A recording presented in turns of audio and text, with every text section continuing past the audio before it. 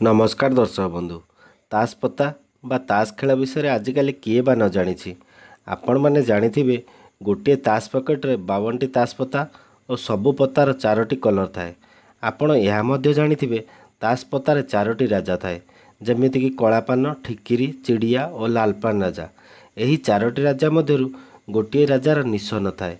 चलतु आज यही वीडियो माध्यम ताश पत्तार यही निश नथिबा राजा विषय किछि जानिबा।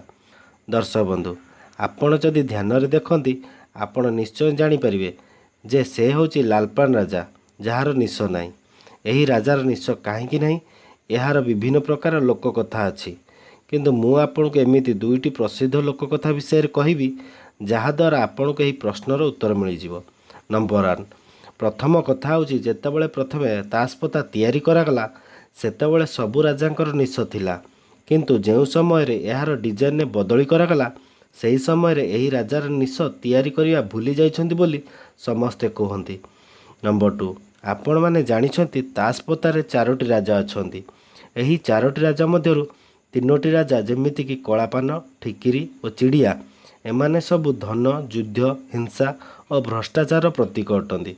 एवं 4 नंबर राजा बा लालपान राजा स्वच्छ, सुंदर, सचोट, हृदयवान और प्रेमर प्रतीक अटे।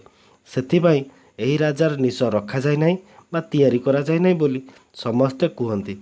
यह केते दूर सत आमे मध्य जानी ना, किंतु यही उत्तर दुईटी मध्यरु केउ उत्तरटी आपनको बेसी भल लागिला कमेंट माध्यम रे जणाइबे। जदि एही बड़ी इंटरेस्टिंग वीडियो देखिबाकु चाहुचंती तबे चैनल टी को सब्सक्राइब करी वीडियो को लाइक करंतु और शेयर करंतु।